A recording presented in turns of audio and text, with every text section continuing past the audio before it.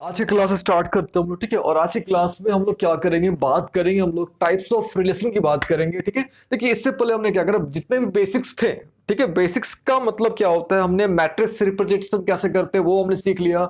हमने inverse of a relation क्या होता है वो हमने सीख लिया। ठीक है, रिलेशन ऑन अ सेट क्या होता है उसको हमने समझ लिया। ठीक है, हमने कॉम्प्लीमेंट कैसे कैलकुलेट करते हैं वो भी हमने क्या कर लिया, सीख लिया। ठीक है, चलिए अब हम लोग क्या करते हैं, मेन जो हमारा टारगेट था, ठीक है, जिस चीज के लिए हमने बेसिक्स क्लियर किए, अब हम लोग क्या करते हैं उस पर हम लोग मूव करते हैं। ठीक है, यानी हम लोग टाइप्स ऑफ रिलेशन के बारे में बात करेंगे। और इसमें सबसे पहले जो टाइप हम लोग पढ़ने जा रहे हैं जिसका नाम है ट्रिवियल रिलेशन। ठीक है, ट्रिवियल रिलेशन। अब देखो ध्यान से, ट्रिवियल रिलेशन जो होते हैं दो तरह के होते हैं, एक होता है एम्प्टी रिलेशन और एक होता है आपका यूनिवर्सल रिलेशन। ठीक है, दो तरह के होते हैं ट्रिवियल रिलेशन, यानी आप ऐसे बोल सकते हो कि इन दोनों को मिला के, यानी एम्प्टी रिलेशन को मिला के और यूनिवर्सल रिलेशन को मिला के एक जो रिलेशन होता है उसको बोलते हैं ट्रिवियल रिलेशन। ठीक है, अच्छा अब हमने क्या करना, समझना है। ठीक है, सबसे पहले हम लोग क्या करेंगे, दोनों को समझना है कि एम्प्टी रिलेशन को भी समझना है एंड यूनिवर्सल रिलेशन को भी हमने क्या करना है, समझना है। ठीक है, चलो तो अच्छा हम लोग स्टार्ट करते हैं पहले इस चीज को। देखो हमने यहाँ पे क्या करा हुआ है, ठीक है, इसको हम लोग दो तरीके से समझ सकते हैं। ठीक है, हमने यहाँ पे क्या करा, केवल एक सेट लिया हुआ है। ठीक है, देखो क्योंकि एक सेट क्यों लिया हुआ, क्योंकि हमने जो है आपको जो हमने स्टार्ट करा था इस टॉपिक को पढ़ना स्टार्ट करा था, टाइप्स ऑफ रिलेशन जैसे हमने पढ़ना स्टार्ट करा था, तो उससे स्टार्ट करने से पहले हमने आपको बताया था कि हमने कुछ बेसिक्स क्लियर करने होंगे। और बेसिक्स क्लियर करने के टर्म में हमने आपको एक बताया था जिसका नाम था रिलेशन ऑन अ सेट।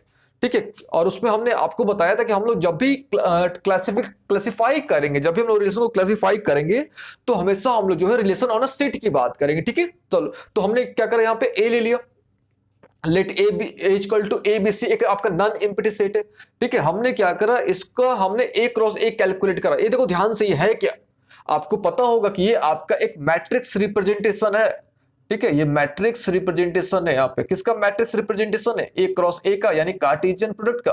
तो ये आपको अच्छे से नॉलेज होना चाहिए, हमने इस पर एक अलग से क्लास किया हुआ है। ठीक है, तो मैट्रिक्स रिप्रेजेंटेशन, अच्छा किसका मैट्रिक्स रिप्रेजेंटेशन है, तो ए क्रॉस ए का। ठीक है, अच्छा ये तो कैलकुलेट कर लिया हमने। अब देखो ध्यान से, हमारे पास क्या एक ऐसा रिलेशन है।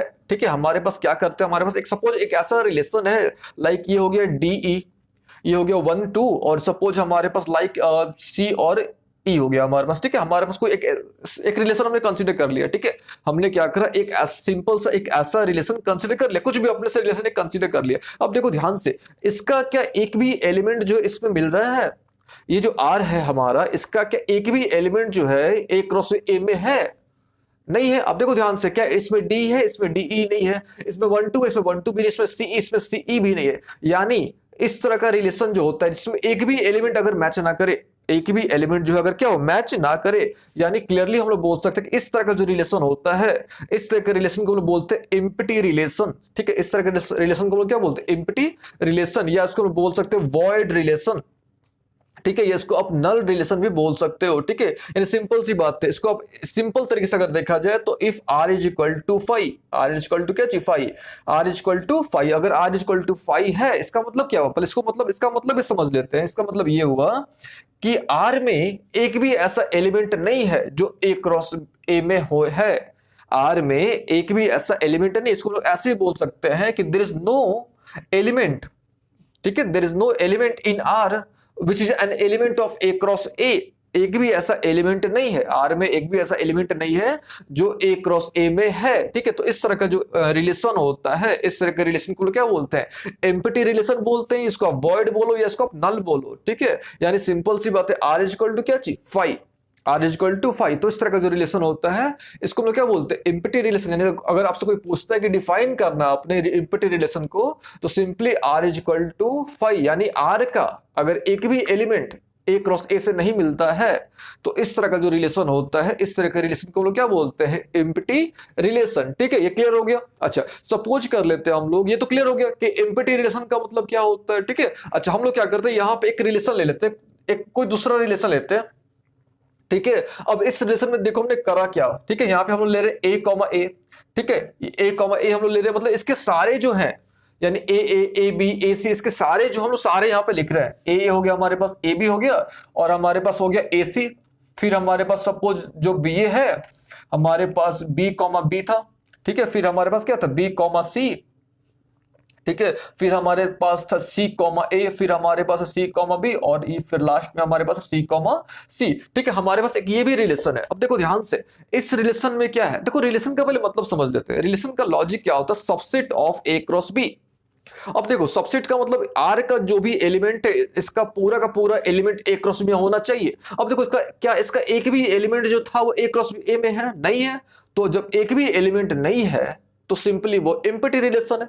ठीक है, कुछ है ही नहीं, सिंपल सी बात है, यानी आर इज इक्वल टू 5। अच्छा अब देखो ध्यान से, अभी इस वाले केस में देखो, इसमें सारा का सारा एलिमेंट, ये सारा का सारा एलिमेंट ए क्रॉस ए का है, यानी सिंपल सी बात है, यानी हम लोग बोल सकते हैं if R is equal to A cross A, if R is equal to A cross A, यानी अगर आपका कार्टेशियन प्रोडक्ट जो है, इसको हम लोग ऐसे बोल सकते हैं हम लोग कि अगर हमारा जो गिवन रिलेशन है, अगर वो सीपी के इक्वल आ जाए, सीपी यानी कार्टेशियन प्रोडक्ट के इक्वल आ जाए, तो इस तरह का जो रिलेशन होता है, इस तरह के रिलेशन को हम लोग क्या बोलते हैं, यूनिवर्सल रिलेशन। यानी सिंपल सी बात है, if R is equal to A cross A, आप इसको ए क्रॉस ए से अच्छा, ए क्रॉस बी से अच्छा, इसको आप सीपी बोल दो, सिंपल तरीके से, आपको कोई कंफ्यूजन नहीं होगा। ठीक है, तो अगर आपका जो आर है अगर वो सीपी की इक्वल है तो उसको हम लोग बोलेंगे यूनिवर्सल रिलेशन। अगर आर जो है आपका 5 के इक्वल है तो उसको बोलेंगे एम्प्टी रिलेशन। या अगर एक भी एलिमेंट मैच नहीं कर रहा है, एक भी एलिमेंट आर में ऐसा एक भी एलिमेंट नहीं है जो ए क्रॉस ए में या ए क्रॉस बी में है, तो उस तरह के एलिमेंट को, उस तरह का जो रिलेशन होगा, उस तरह के रिलेशन को बोलेंगे एम्प्टी, वॉइड या नल बोलेंगे। ठीक है, अच्छा अगर सारा का सारा मिल जाता है तो उसको बोलते हैं यूनिवर्सल रिलेशन। ठीक है, अगर सारा का सारा मिल जाता है तो उसको हम लोग क्या बोलते हैं, यूनिवर्सल रिलेशन। ठीक है, अच्छा हमने यहाँ पे क्या करा, एक और एग्जांपल लिया हुआ। ठीक है, हमने यहाँ पे क्या करा, दो सेट लिया हुआ था। ठीक है, देखो यहाँ पे हमने क्या करा, केवल एक ही सेट लिया हुआ था। ठीक है, और ये जो हमने कैलकुलेट करा हुआ था, ये ए क्रॉस ए कैलकुलेट करा हुआ था, और कैसे रिप्रेजेंट करा हुआ था, तो ये मैट्रिक्स रिप्रेजेंटेशन था। ठीक है, अब देखो हमने यहाँ पे क्या करा, दो सेट्स लिए हुए हैं, एक हमारे पास ए सेट है और दूसरा कौन सा सेट है, बी, और यहाँ पे एक रिलेशन डिफाइन करा हुआ है। ठीक है, और वो क्या रिलेशन है कि A minus B is even, A minus B is even. अब देखो, अब ध्यान से यहाँ पे देखो, यहाँ पे ऐसा कोई भी एलिमेंट, अब 2 माइनस 7 करोगे यू गेट 5, 4 माइनस 11 करोगे, ठीक है, यू गेट -7, यहां भी आपको -5 मिलेगा। यानी ऐसा यहाँ पे कोई भी एलिमेंट नहीं है, यानी ये जो रिलेशन है क्लियरली, ये जो रिलेशन इसको हम लोग क्या बोलेंगे, एम्प्टी रिलेशन। ठीक है, इस रिलेशन को हम लोग क्या बोलेंगे, एम्प्टी रिलेशन। यानी सिंपल सी बात, अगर ऐसा कोई भी एलिमेंट, यानी आर का अगर कोई भी एलिमेंट ए क्रॉस बी में ना हो, ठीक है, आर का अगर कोई भी एलिमेंट ए क्रॉस बी में ना हो, तो उस तरह के जो रिलेशन होता है उसको बोलते हैं एम्प्टी रिलेशन। ठीक है, अब ये देखो दूसरा एग्जांपल को देखो, आप यहाँ पे ए लिया हुआ हमने, बी लिया हुआ। ठीक है, तो हमने यहाँ पे करना क्या, सबसे पहले ए क्रॉस बी हमने कैलकुलेट करा।